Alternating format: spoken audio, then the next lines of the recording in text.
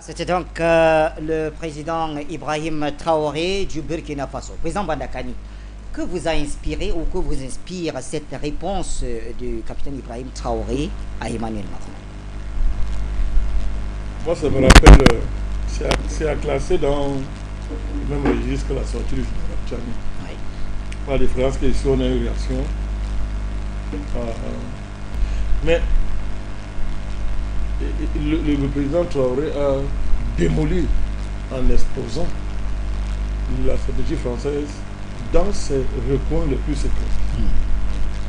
Il a dit, il a expliqué, et c'est un militaire en passant, il a expliqué ce qu'il y a derrière le faux retrait, l'invisibilisation des militaires français, mais qui vont se recycler dans les nouveaux habits des conseillers militaires restent. Les voitures nationales peuvent servir comment on dit ça, Paravent. de paravent. Oui. Voilà, de paravent. Ces militaires, on ne va plus les retrouver dans les bases militaires, on ne les verrait plus là-bas, vous ne les verrez plus en treillis. Oui. Voilà, civil. Oui. Il a expliqué. Ils créeront des structures de sécurité. Oui, quelque chose. Oui. Privé. Oui, privé. Mais là, donc il a toute cette panoplie, les personnes avisées. Vous voyez ça. On voyait ça. Puisque tout le monde sait que c'est un faux retrait dans certains pays. Donc, la sortie du général, du capitaine Ibrahim Traoré. Capitaine Ibrahim Traoré. Oui. Si on fait le lien avec la sortie du général Tchani, nous mettons tous devant nos responsabilités. Et comme pour moi les sujets sont liés, expose aussi l'insincérité de la démarche de la CEDEAO. La CEDEAO est très dangereuse, Bachir. Elle est très dangereuse, tout ça le montre. Le départ, soi-disant la fermeture des bases, le capitaine nous dit il faut distinguer la sortie, la fermeture des bases et la dénonciation des accords. Oui. Il a dit, c'est en ça qu'il faut saluer la démarche du Tchad. Le Tchad a non seulement fermé les bras, mais il ne faut pas confondre les deux. Oui. Bon, on a la plus grande catastrophe de l'Afrique depuis 100 ans. Lui-même, lui n'avait pas honte. Mais lui, il vous a dit c'est une démarche concertée. Non. Il a dit. C'est moins que ça. Oui. C'est à lui, comme Macron dit, j'ai laissé à certains la politesse de la norme. Oui. C'est à lui. Mais est-ce qu'on va te la honte? Ça dit que il n'a pas honte. C'est à lui. Bon, le Sénégal a pris son responsabilité. Le Premier ministre a démenti, a pris les devants. En lieu et place du président. Peut-être le président estimait que bon, que le Premier ministre monte au créneau, ne pouvons pas répondre à ce fou. Mais au Sénégal, c'est une fermeture de base. Oui. En Côte d'Ivoire, c'est une fermeture de base. Ce n'est pas la dénonciation des accords de défense. Oui, Bachir. Oui. Alors, est-ce qu'on pourrait un peu nuancer dans la mesure où j'ai quand même écouté le président Bassirou Diomaye Faye dans son interview dire, et je le paraphrase, il est inconcevable qu'après plus de 60 ans d'indépendance, que nos États, la sécurité de nos États soit assurée par des armées étrangères. C'est bon. Voilà. Ce que, par exemple, n'a pas osé dire le président Alassane Dramane Ouattara de la Côte d'Ivoire. Pour lui, il s'agissait de rétrocéder le 43e BIMA à l'armée ivoirienne. C'est tout. Non, M. Ouattara, on le connaît. On connaît dans quelles conditions il a été élu. Il est arrivé au pouvoir. Oui. C'est un criminel qui est arrivé au pouvoir dans les conditions que tout le monde sait. Mais le président Sonko et le Premier ministre Sonko et Bassirou Diomaye Faye, le président Sonko et le président Bassirou Faye sont arrivés dans un contexte où on a présenté ça comme un événement majeur de l'histoire africaine. oui. Au point même de dire que c'est le modèle là. Oui. Il faut bien comprendre. L'homme qui vous parle, beaucoup de Sénégalais m'en veulent, mais bon, je m'en fous. moi je défends la vérité, Oui. comme il y a aussi beaucoup de Sénégalais qui nous Et après, soutiennent. oui, Vous devez rappeler toujours que nous avons appelé à voter Sonko. oui, Mais on a toujours dit ça. oui. Que Très vous important, votez. la précision Voilà. vaut la peine. Oui. Bon, ils font semblant de ne pas voir, ils oublient. Mais quand on veut présenter un régime qui a à sa tête de nouveaux accidents cachés, comme étant un modèle, ça veut dire quelque chose. Ça veut dire quelque chose. Alors nous, à ce moment-là, nous devons c'est d'interroger le modèle qu'on veut nous vendre. Je dis ceci. Fermer une base, c'est différent de dénoncer les accords de défense. Si vous, je peux être mal informé, hein. Oui. Si le Sénégal a dénoncé les accords de défense, vous me le dites. Oui. Dites-le moi. Non, on s'en tient. Mais pour l'instant, je dis, on a suivi cette déclaration. Alors, Je dis, oui. Je dis, Ah, ah. le ministre Sonko, on est content de sa sortie. Oui. Et dans son interview, C'est le une- président c'est une- Faye... Attendez, Ah oui, c'est une démonstration de dignité. C'est bien. Mais entre fermer une base et dénoncer les accords, c'est pas la même chose. tout à fait. Et c'est ce que le capitaine Traoré Traoré, nous dit. oui. Dit le tout n'est pas Donc, de il ne fermer faut la pas base. enfumer il les faut gens. ouais. C'est d'autant plus que la CEDEAO est dans les manœuvres. Et dans ces manœuvres-là, le président Bassirou a un rôle. Vous n'allez pas nier ça. Oui. Il a des missions qu'on lui a confiées. Oui, c'est Voilà. c'est Voilà. le médiateur en tout cas. Bon, voilà, on lui a confié cette mission. Vous ne pouvez pas, avec un tel niveau de dénonciation, faire comme si vous n'entendiez rien. Qu'est-ce que le président Bassirou a dit par rapport à la sortie du président Tchad? Qu'est-ce qu'on fait par rapport à la situation du Bénin? Alors, laissons le Niger. Qu'est-ce qu'on fait? Qu'est-ce qu'on fait? Bon, est-ce que c'est que le président Traoré dénonce cela? Et ils ne savent pas ça. Mais, alors, si vous n'avez pas les informations que le président Traoré met sur la table, s'il n'y a pas l'AES, on va se mettre à célébrer. Non, vraiment, on a fermé les bases militaires. Vous êtes morts.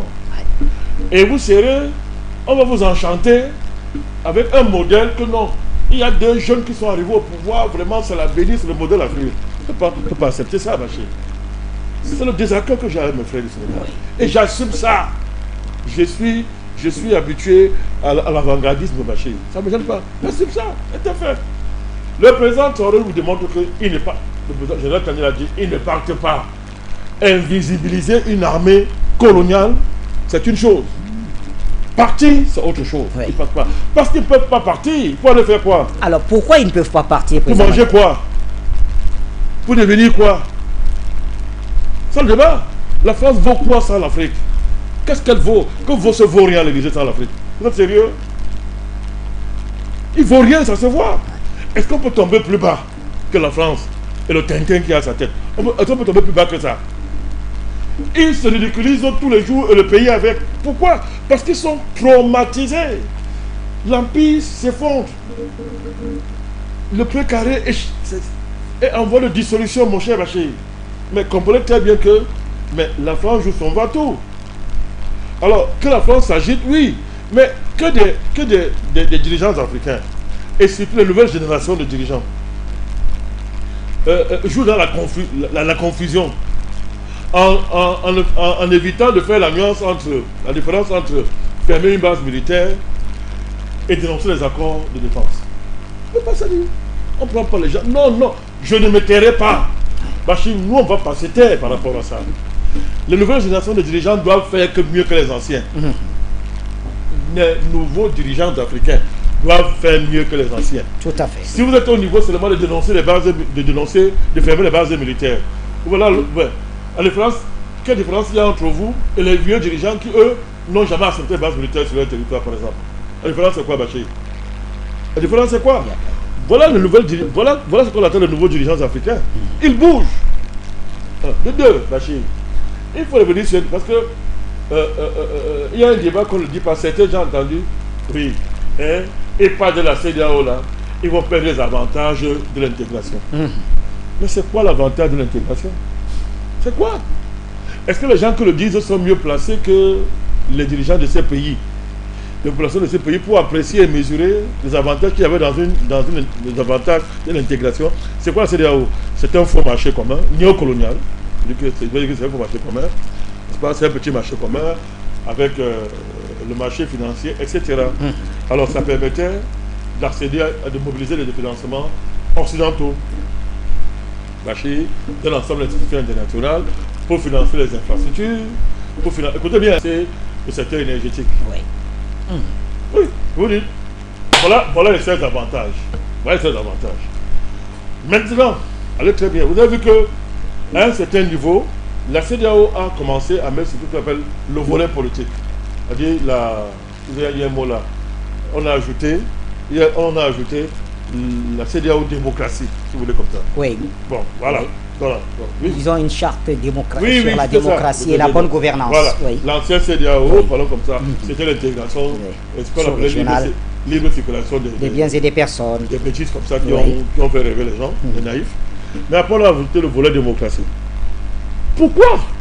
Comprenez bien les enjeux, Bachir. Vous allez comprendre pourquoi on veut la tête des dirigeants de l'AES. Pourquoi c'est quelque chose, ça ne peut pas passer dans la gorge des Occidentaux. Mais ils vont se suicider, ils n'ont pas le choix. La CEDEAO a dit, le volet démocratie voulait verrouiller une modalité d'accès au pouvoir qui, je répète encore, est basée sur la démocratie néocoloniale. 2 mandats, tu pars.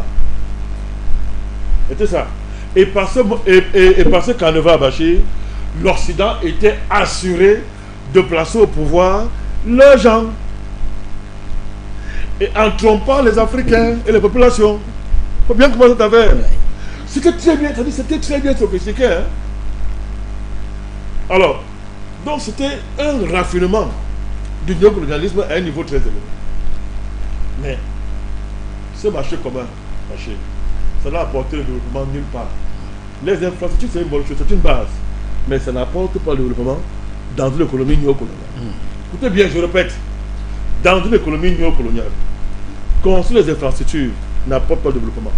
Parce que si vous êtes une colonie, ça veut dire que vous n'avez pas la faculté de décider vous-même de vos priorités économiques. Votre économie est extravertie. Enfin, vous n'avez pas le contrôle sur votre économie. Mais comment peut-on se développer, si on n'a pas de contrôle sur son économie? C'est impossible. Impossible. Voilà, donc les grands marchés, les marchés qu'on développe là, c'est pour les multinationales étrangères. Leur vocation, ce n'est pas de développer notre pays. Ok, on va vous dire, et c'est pas badage de l'Union africaine avec sa fameuse ZLECAf. Non, on va booster la consommation. Mais nous ne sommes pas des consommateurs. Nous sommes des Africains. On peut nous vendre n'importe quoi. Et puis, écoutez, consommateurs, mais on peut vous faire consommer les caca. On peut vous faire consommer tout et n'importe des poisons. Si vous n'êtes que des consommateurs. Non, Bachir. Il faut une base productive qui est sous le contrôle des Africains. Et les libres marchés là, c'est la forme suprême de la colonisation comme nous. Ils étaient en voie de disparition, Bachir. Pourquoi en même temps vous créez la CEDEAO, il y a un même volet démocratie et politique. Et quand la CEDEAO est silencieuse, quand les pays membres de la CEDEAO sont en train de disparaître du fait du terrorisme. 2. Ces terroristes-là sont parrainés, financés et protégés par la France, qui allait appeler ses collègues européens qui venaient m'aider. C'est ça, Takuba. Pourquoi la CEDEAO est restée silencieuse? Pourquoi elle est silencieuse sur le cas du Bénin? Laissons talons. Ils membres de la CEDEAO, non? Voilà un pays de la CEDEAO qui a attaqué. Ils font quoi? Donc, vous voyez très bien que l'émergence de l'AES et l'avènement des militaires au pouvoir, c'est une catastrophe. Pourquoi? Ça rompt la chaîne de continuité de la fausse démocratie néocoloniale qui consiste à nous vanter des modèles comme ce qu'on a voulu nous vendre au Sénégal comme étant le niveau très élevé de changement en Afrique. Non! Voilà pourquoi ça fait un problème.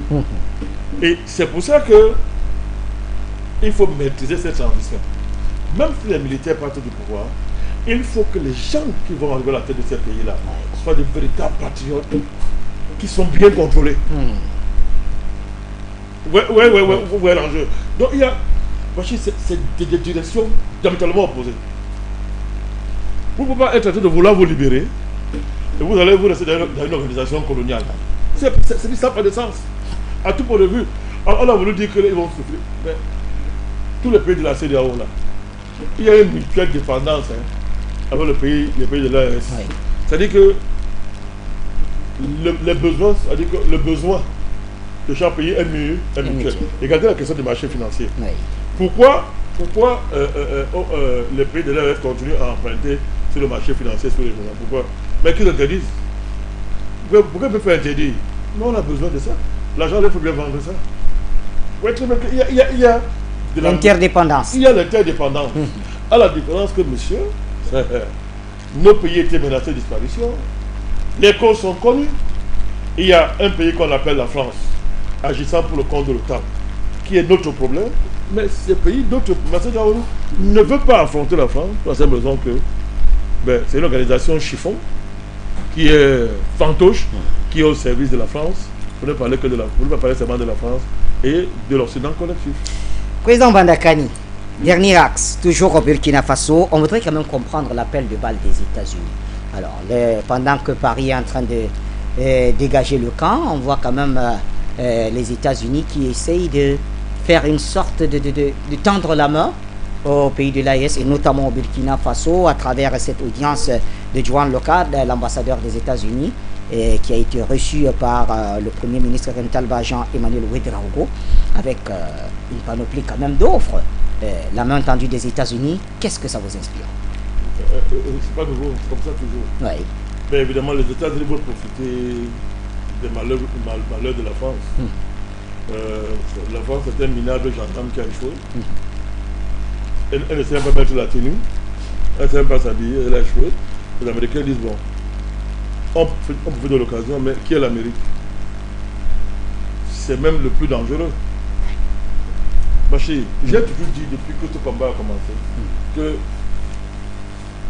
on ne peut pas parler du franc CFA sans toucher le dollar. Vous l'avez dit. Oui, à plusieurs reprises. À plusieurs reprises. Parce que pour moi, le franc CFA, c'est une sous-monnaie du dollar. Le système franc CFA, c'est un sous-système qui dépend du dollar. Il y avait une division des tâches. L'Amérique a concédé à la France. Comme tu es gendarme, on te laisse l'avantage. Mais tous nos produits de base sont libellés en dollars. Oui. Bon, très bien. Donc, Bachir, le panafricanisme n'a pas de sens. Si nous nous limitons seulement à dire la France n'est pas le seul ennemi. Oui. La France est un même petit ennemi. L'autre vrai ennemi là, c'est Washington. Washington.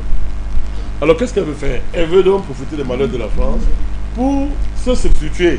C'est-à-dire le rôle que la France jouait. Elle veut jouer ça. Je vais vous ouvrir les portes des financements internationaux. Mais ça voudrait dire que, ok, même votre sécurité, faisons un partenariat en la matière. Ça voudrait dire que désormais, bon, écoutez, il sera très facile de dire qu'on a chassé la France. L'Amérique n'est pas, ils n'ont pas colonisé, elle n'est pas l'ennemi. L'Amérique, c'est l'ennemi. C'est l'ennemi. Parce que les terroristes et le terrorisme, leur vrai parrain, ce sont les États-Unis. Je vous suis très bien. Donc, les processus de libération qui sont en cours ne peuvent pas avoir de sens si, en route, ils vont se digner dans des partenariats avec les États-Unis. Par une certaine recherche de la facilité. C'est le problème. Les pays de l'AES, bon, si l'Amérique veut traiter avec ces pays-là, il n'y a pas de problème. Mais qu'on aménage une bonne place, on la cale là-bas. En attendant. Parce que les Américains sont très dangereux. Leur colonisation est très sophistiquée. C'est la colonisation économique et militaire. Donc, le président Traoré vous a dit, lorsqu'on forme nos enfants dans les écoles françaises, les militaires français, il vous a dit, ce sont d'abord des soldats français. Il vous l'a dit. Oui, il a dit qu'il y a une soirée de deuil qui est organisée à chaque fois. Le dommage, la soirée d'honneur, la France. Mort pour la France. Mort pour la France. On connaît les mécanismes. On te forme le jour, la nuit on te forme aussi. Dans des réseaux bien précis. Et il y a des avantages cachés qu'on vous donne. Donc vous êtes à mi-cheval entre votre pays et la France. Les Américains font pareil. Quelqu'un qu'on forme aux États-Unis sur le plan militaire est d'abord un agent américain. Oui. Bachir. Donc, on ne va pas quitter le loup pour aller dans la guerre du lion. Donc, pour l'instant, nous avons des partenaires dans le cadre d'une convergence géopolitique, géostratégique. Ce sont les pays, c'est la Russie, ce sont les BRICS. Moi, je pense qu'il faut que ce soit sur le plan économique et sur le plan de la stratégie militaire, il faut jouer sur ce partenaire en développant les capacités locales de fabrication de nos armes et de nos stratégies militaires. C'est très possible, Bachir. Pourquoi tout ce qui concerne la guerre, on est obligé d'aller apprendre à l'Occident? Non. Pourquoi? Oui, c'est la facilité. C'est ça le problème. Maîtrise-t-il mieux nos réalités que nous? Pas du tout. Les États-Unis ne peuvent pas assurer la sécurité d'un pays. Quand ils sont chez vous, vous devenez un comptoir militaire.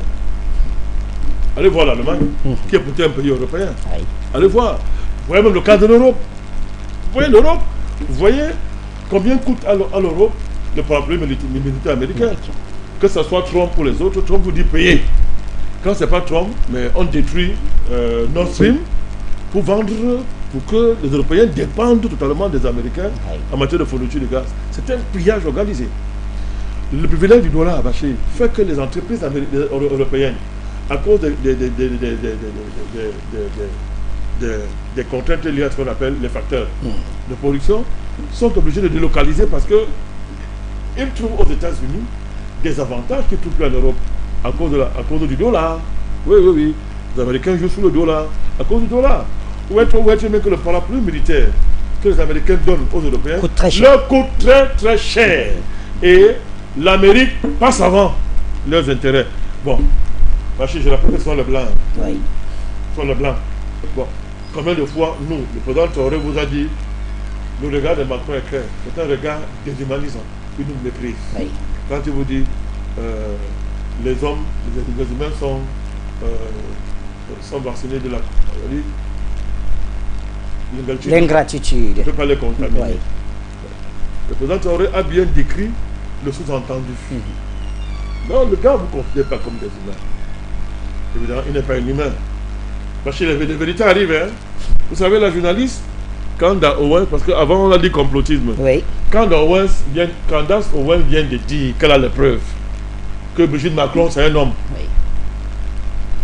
Les vérités arrivent.